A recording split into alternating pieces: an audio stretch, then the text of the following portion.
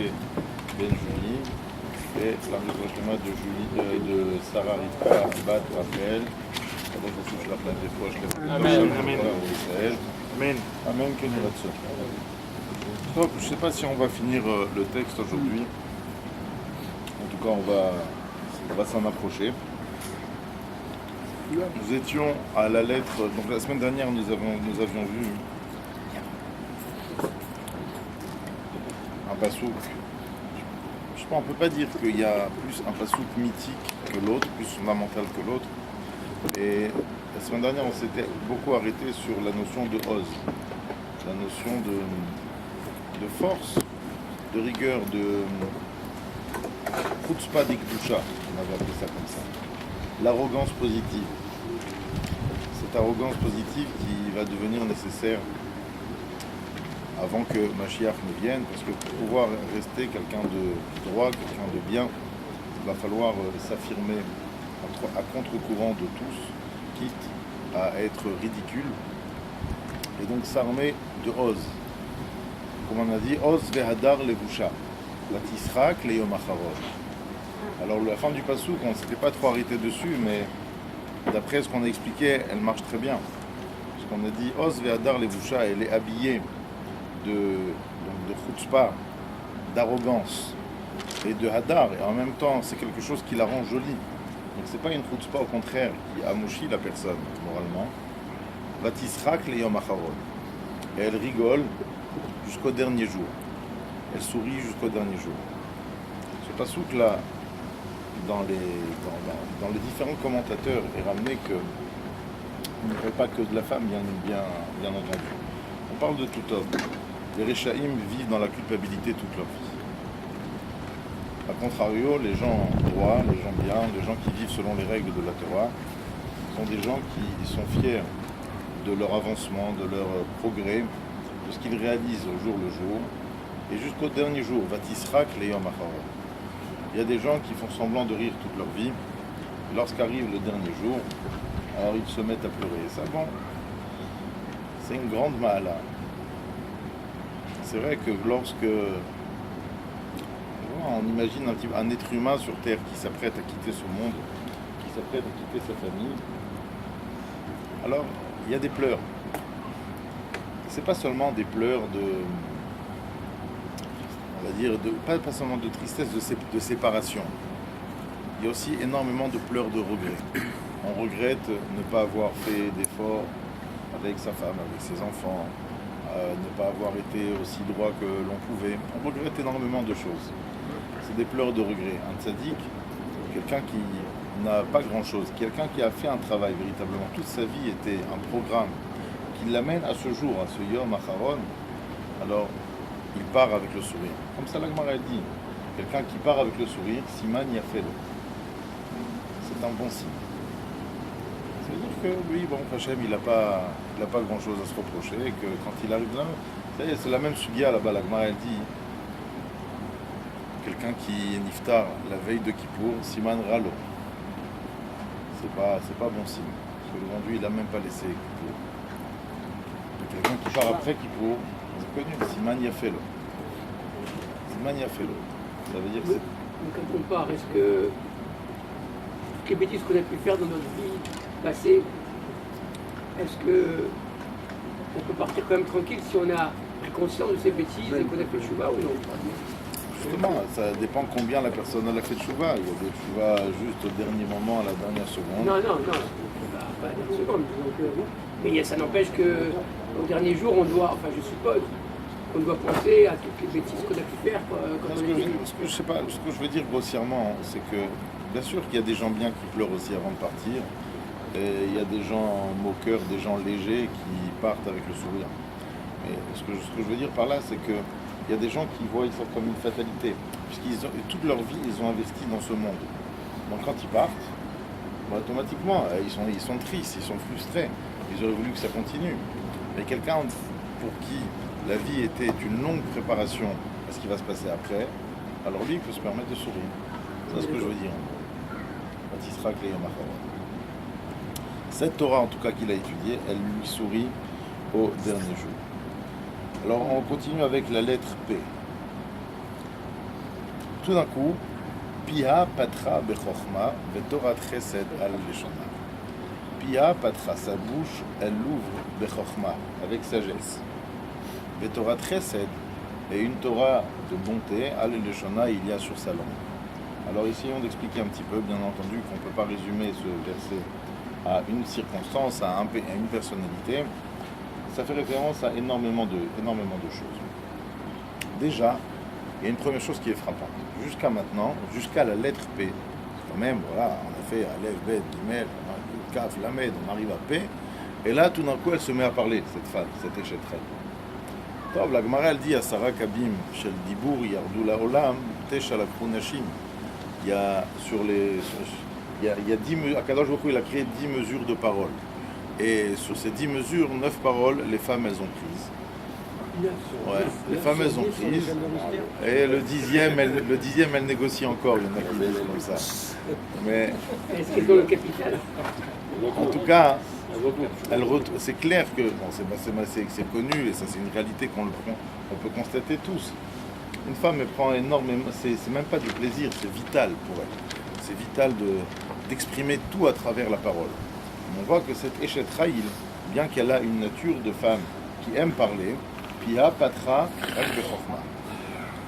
C'est-à-dire que, bien entendu, que c'est pas quelqu'un de muet, mais c'est quelqu'un qui, après tout ce qu'on a vu, Sadin Asta Vatimkor, elle est partie Vatakom Beod Laila, et Zamemasade Vatikacheu, combien d'actions, combien d'investissements, combien de travail, combien de tissage qu'elle a fait, tous ces verbes dont on a parlé jusqu'à maintenant, c'était l'action.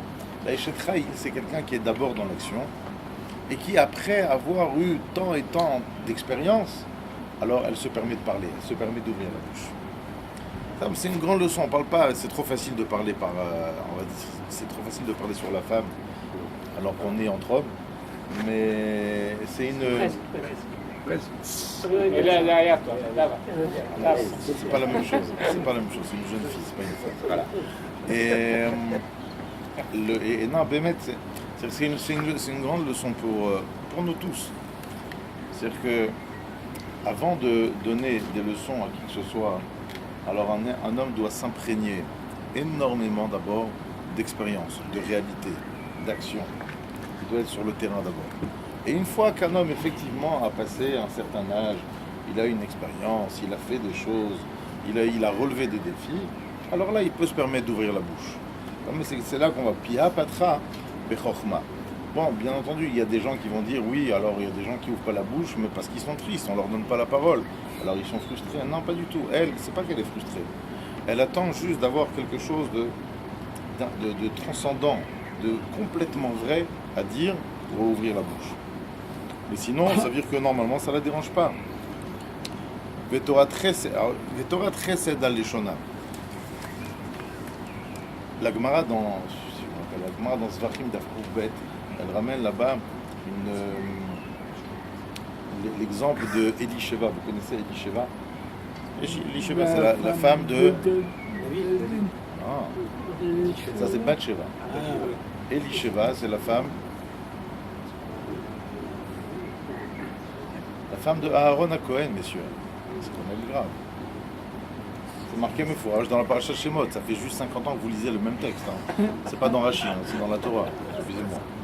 Et dans la Torah, on nous dit que Aaron il a pris pour femme Elisheva bat Aminadav, Achot Narshon, lo leisha.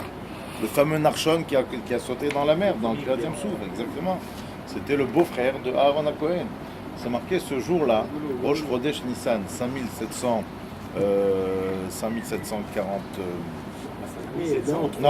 Non, 2449, excuse-moi, tu as raison. 2440, c'est la deuxième année après qu'ils sont sortis d'Égypte, lorsque le Mishkan a été érigé, le fameux Vayi Bayom Hashmini. C'est marqué ce jour-là, cette femme, elle a vécu 5 sentiments de grande fierté. Parce que ce jour-là, elle a son mari qui a habillé les habits du Kohen Gadol, les fameux 8 habits du Kohen Gadol. Donc il est devenu officiellement Kohen Gadol aux yeux de tous. Ce jour-là, Moshe Rabbeinu a été reconnu en tant que roi, il a fait descendre la Shekhinah dans le Mishkan.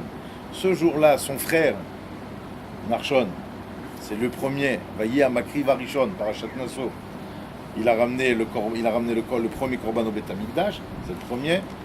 Ce jour-là ont été désignés ses enfants en tant que sgan, en tant que second, et malheureusement ce jour-là ils sont morts aussi. Et on dit, c'est ça, Vatisrak Leyom Acharon. Elle a pu rire jusqu'au dernier jour de la vie de ses enfants. Et elle a eu un rire très très fort. En tout cas, pour revenir à une façon, on va dire, plus second degré de comprendre ce pasouk-là par rapport à un enseignement qu'on avait déjà donné, comme la Gemara elle dit, tout celui qui étudie la Torah la nuit, Akadosh Baruch Hu, il fait en sorte de lui administrer un visage gracieux, quelqu'un d'agréable. Alors que normalement, quelqu'un qui passe ses nuits à bouquiner et qui dort pas beaucoup, il a les traits tirés, il est nerveux, et il n'est pas agréable à regarder, à vivre, etc. Alors quelqu'un qui étudie la nuit, au contraire, le fait qu'il se fatigue, il se prive de sommeil pour l'étude de la Torah, Akadosh Baruch Hu lui fait ce miracle-là d'être quelqu'un de visiblement agréable. Et on l'apprend ici parce que on dit Pia Patra Bechokma. La journée, c'est le moment où on étudie la Chokhma. C'est-à-dire la journée, c'est fait pour étudier les choses qui sont difficiles. On a la tête claire et on peut poser des questions, on peut poser des réponses, les démonter, remonter autre chose. Ça, c'est la Chokhma. Mais Torah Chesed, Al-Leshona. Torah Chesed, c'est la nuit. La nuit, Akadosh Baruch Hu, il donne cette Torah de Chesed. Normalement, la nuit, généralement, elle est faite pour être Mesakem. C'est fait pour conclure, pour un peu faire le topo de tout ce qu'on a étudié la journée, de l'écrire, de le synthétiser, si on veut.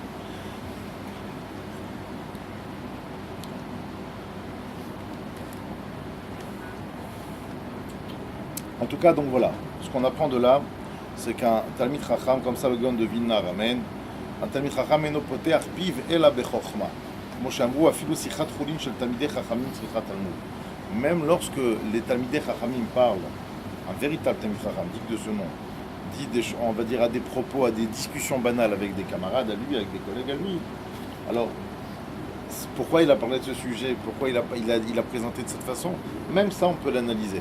C'est-à-dire un Talmid Chacham, il est empreint de l'esprit analytique de la Gemara, et que même lorsqu'il se met à parler des choses banales, tout à fait classiques, alors même ces discussions-là ont un sens extrêmement profond.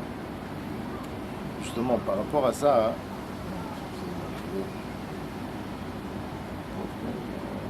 oui. C'est intéressant que Shlomo HaMelech exprime cette idée par rapport à la femme. C'est vrai que, comme le disent nos Chachamim, al Shoshat Parim Ha'olam Omed, à la Torah, à la Avoda, à le monde tient sur trois choses. L'étude de la Torah, ça on sait, sur effectivement les œuvres de bienfaisance au milieu de Chassidim, et il y a la Avoda, littéralement le service. À quoi cette Avoda correspond? Nous disent nos Chachamim, étant donné qu'aujourd'hui il n'y a plus de korbanot, il n'y a plus de sacrifice, la Avoda c'est la tfila, exactement. Mais je pense qu'un homme, et ça je l'ai vu écrit, je crois que Rav Pinkus il en parle, mais il y a des années je l'ai vu, je ne pourrais pas vous dire où est-ce que je l'ai vu. Mais ça me semblait très vrai lorsque je l'avais vu, c'est que il dit tout ce qu'un homme peut prier, si cette tfila elle est agréée, alors l'agrément c'est que les tfilotes de sa femme soient écoutées. Il dit pourquoi? Parce que parce que la avoda c'est quoi le service qu'on a? Le ovdo bechol levavchem, on l'apprend de là. Servir à Kadosh Baruch Hu de tout son cœur. Qui met en avant son fonctionnement sentimental, le sentiment qui met en avant l'homme, il est obligé de se protéger, de faire en sorte de faire fonctionner son foyer, cérébralement principalement. Ça ne veut pas dire que c'est un robot et qu'il n'a pas de cœur, mais il met en avant le moach avant le lève. Alors que la femme, elle, peut se permettre dans ce contexte de mettre le lève en avant, de mettre le cœur en avant, et bien entendu, de faire les choses aussi intelligemment. Et puisqu'on appelle ça, la tfila, on l'appelle avoda shebalev. Qui c'est la championne du lève? C'est la femme. Donc il dit, la femme a cette capacité de pouvoir exprimer. Et bien de qui, vous savez de qui on l'apprend? On l'apprend de Chana, la tfila de Chana. Cette fameuse tfila de Chana, bon, peut-être que certains d'entre vous la lisent tous les matins, elle est tellement belle cette tfila, la tfila de Chana exactement. Qu'est-ce qu'elle a de si spécial cette tfila? Pourquoi c'est pas la première femme, donc c'est pas la première personnalité dans l'histoire juive qui s'est mise à prier pour obtenir quelque chose? Il y en a eu tellement d'autres avant. Qu'est-ce que la tfila de Hana a de si spécial? Nous disent nos Chachamim, elle a inventé l'utilisation d'une terminologie du nom d'Hachem, laquelle Hachem Tsevakot. C'est-à-dire que dans cette fila, elle a utilisé, quand elle s'est adressée à Kadosh Baruch Hu, elle a dit Hachem Tsevakot, le Dieu des armées, littéralement. Alors tout le monde demande, mais tu rigoles ou quoi? Mais tout le monde parle de Hachem Tsevakot, pas David Amelech. Il a écrit ça aussi dans Tehillim, dans la Torah Shebirtav, il y a plein de fois où il y a marqué ça. C'est quoi cette histoire de Hachem Tsevakot? En fait, Hachem Tsevakot, littéralement, comme on a dit, c'est le roi des armées. Donc Chachamim nous donne l'image suivante, par rapport à la tfila de Hana. Il dit, c'est comme si tu avais un pauvre qui vivait dans la misère la plus absolue et qui avait très faim. Un jour, il s'est trouvé devant ce roi, à la tête d'une grande armée, et ce roi préparait pour le retour de ses soldats il a fait préparer une séouda à la hauteur de leurs efforts, à la hauteur de leur responsabilité. Et donc il y avait un réfectoire là-bas gigantesque à perte de vue, et les chefs cuisiniers, les marmites énormes. Et ne me demandez pas comment, en tout cas ce pauvre il a réussi à s'insérer devant le roi. Et il lui a dit, Majesté, écoutez, je sais que vous n'avez pas que ça à faire, mais voilà, moi j'ai juste très faim. Ne me dites pas qu'un roi aussi puissant que vous, qui s'apprête à donner à manger à des milliers de soldats, ne me dites pas que vous n'avez pas une tranche de pain. Pour moi, une tranche de pain. Alors, le roi, quand il a vu ce pauvre, lui demandait une tranche de pain et qu'il a vu la profusion de nourriture qu'il s'apprêtait à offrir à ses soldats. Et il a dit, c'est pas une tranche de pain que je vais te donner. Tiens, prends un pain entier, c'est une tranche de pain, c'est rien. Ça veut dire quoi par rapport à Hana? C'est-à-dire qu'effectivement, beaucoup de personnalités ont utilisé le terme Hachem Tsevakot, qui fait référence à un niveau de responsabilité, d'excellence, grandiose, inaccessible d'Akadosh Baruch Hu. Mais Hana l'a utilisé pour une demande personnelle. C'est-à-dire qu'elle est venue, elle, en demandant ce qu'elle a dit, regarde, Akadosh Baruch Hu, tu fais naître des milliers d'enfants dans le monde, tous les jours, à chaque seconde. D'accord? Tu donnes la vie à tout le monde. Je t'en prie, ça te casserait, ça t'embêterait de me donner un seul. Bon, un seul, mais par contre, sa demande, elle dit, je veux un seul, mais il est chaque mois qui est mon chef Aaron. Moi, je veux un qui vaut. Alors, Akadosh Baruch Hu, il a dit, il n'y a pas de problème, je vais te donner un qui vaut comme Moshe Aaron, elle lui a donné Shmuel Hanavi. Ça veut dire quoi? Exactement, de Rosh Hashanah. Premier le premier jour.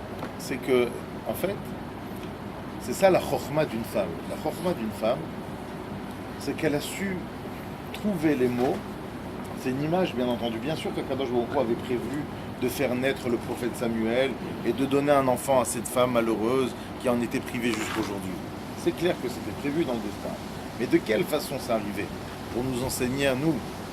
C'est arrivé par le biais d'une femme qui, on va dire, d'une certaine façon, vraiment je parle de façon imagée, elle a mis à mal Akadosh Baruch Hu. Attends, mais t'as tous les pouvoirs, tu donnes des naissances à qui en veut, même ceux qui ont des enfants accidentellement, ils ont pas cherché à en vouloir, mais ils en ont quand même.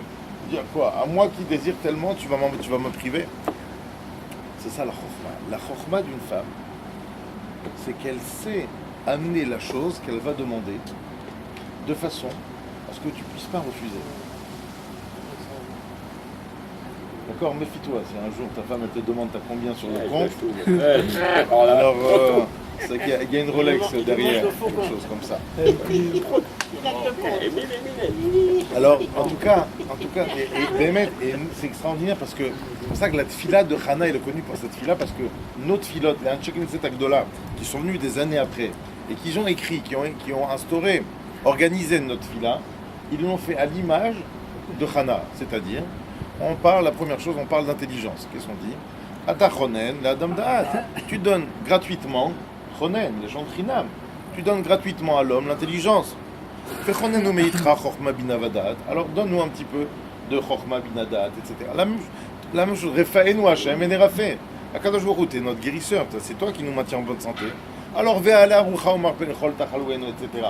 C'est-à-dire qu'on met en avant d'abord la Oda'a, on est modé la Akadosh Baruch Hu, et ensuite on émet Vakesh, et ensuite on se permet de demander. Quand on fait les choses dans cet ordre-là, c'est ce que Chana a découvert, du moins c'est le concept purement Chana, de remercier, donc de glorifier, de reconnaître la grandeur de celui qui va te donner quelque chose, et ensuite, dans un deuxième temps, de lui demander. Une fois que tu as reconnu ce qu'il a, alors là, tu peux te permettre de lui demander. Je crois qu'elle lui a dit, tu m'as donné des attributs de femme, c'est pour que... Exactement, après c'est ça, exactement. La Gemara dans Brachot. Exactement. Elle marche, elle a su faire en sorte que le bon Dieu ne peut pas lui refuser. Ça, c'est ça la dimension de la Tfilat Chana. C'est exceptionnel. Ça pia patra bechokma. Le Torah Chesed aleshona. Et en plus, après, elle sait te dire, mais tu sais, regarde, tu vas me donner. Mais c'est pas pour moi, c'est pas pour garder pour moi. Je vais en faire quelque chose après de super noble. Tu vas pouvoir récupérer de ça. Ce n'est qu'un investissement, on va dire, dans ton intérêt que de me le donner. Et donc, de cet exemple, on apprend, on peut nous retirer du moins quelques idées dans la façon qu'on devrait utiliser quand on demande quelque chose à Kadosh Baruch Hu. C'est-à-dire qu'il y a des gens qui sont là et qui ne font que demander. Ils demandent, à la fin il dit bon, ça se fait pas quand même, ça fait un peu râleur, alors il dit bon, mais je reconnais quand même que tu es grandiose et que tu as tout. Alors ces gens-là, normalement, ils sortent pas, quand ils font ces shalom, ils sortent pas avec une argacha, avec un sentiment allégé. Au contraire, ils sont pleins de manque, ils sont pleins de frustration. Tant qu'Akadosh Baruch Hu n'a pas réalisé leur demande, ils sont pas bien, il leur manque quelque chose. Le contraire, ceux qui d'abord vont mettre les prémices de leur kavana dans leur reconnaissance, et dans un deuxième temps, je te demande, même si pour l'instant ils ne sont pas exaucés, quand ils finissent leur tefila, ils sont allégés. Ça y est, j'ai passé le message. Maintenant, c'est à lui de faire. Mais j'ai tellement reconnu que lui, là, et je suis sûr que si ça doit m'arriver pour mon bien, c'est clair qu'il va me donner.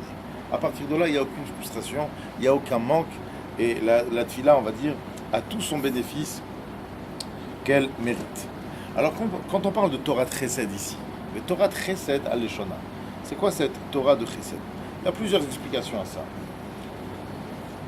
Torah Chesed, c'est tout simplement tout ce qu'elle va apprendre, elle va se sentir le devoir de l'enseigner. C'est tout simplement le fait de vouloir instaurer, de vouloir enseigner tout ce qu'elle a appris. Toute cette chokhma qu'elle a réussi à acquérir, une femme, elle va pas le garder pour elle. Elle va l'écrire, elle va le dire, elle va le transmettre.